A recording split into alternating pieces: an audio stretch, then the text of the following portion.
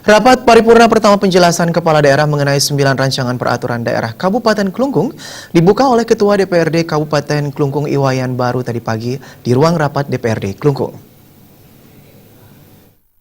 Suwirta dalam sambutannya menyatakan, terhadap penyampaian 9 ranperda Kabupaten Klungkung, pemerintah Kabupaten Klungkung mengajukan 4 ranperda tentang perubahan perda retribusi dalam rangka meningkatkan pelayanan kepada masyarakat, kemandirian daerah, dan memperhatikan pertumbuhan ekonomi masyarakat yang cukup baik, serta masih ada potensi retribusi yang dapat dikembangkan. Salah satu ranperda mengatur tentang retribusi pelayanan pasar. Bupati Suwirta menambahkan saat ini terjadi ketimpangan retribusi antara satu pasar dengan pasar lainnya di Klungkung.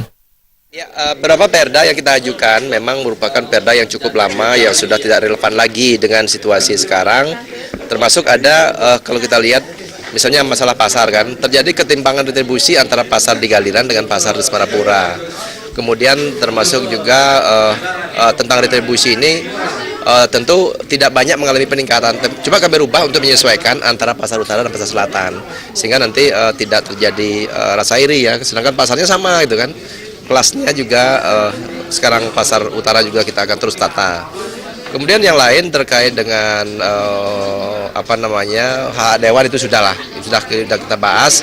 Itu memang sesuai dengan peraturan pemerintah nomor 18 tahun 2017. Nah, kemudian yang paling penting di sini ada beberapa pencabutan perda juga terkait dengan sumbangan pihak ketiga. Sementara itu, Ketua DPRD Klungkung Iwayan Baru mengapresiasi 4 ranperda perubahan perda retribusi. Di mana saat ini di Kabupaten Klungkung, banyak sektor yang bisa meningkatkan pendapatan daerah tetapi belum terserap secara maksimal. Wayan Baru berharap dengan adanya perda perubahan retribusi ini bisa memaksimalkan pendapatan daerah dari berbagai sektor sehingga kesejahteraan masyarakat Klungkung bisa tercapai. Kita sudah menggodok badan legislasi DPR dengan legislasi eksekutif. Tentunya di dalam ranperda itu kita juga di sini mengkaji bagaimana nantinya peruntukan terkait dengan ranperda tersebut, terkait dengan ranperda retribusi ini ya. Untuk PAD kami di DPR sangat mendorong itu, mendorong agar segera karena potensi kerja kepentingan kan banyak yang belum tergali.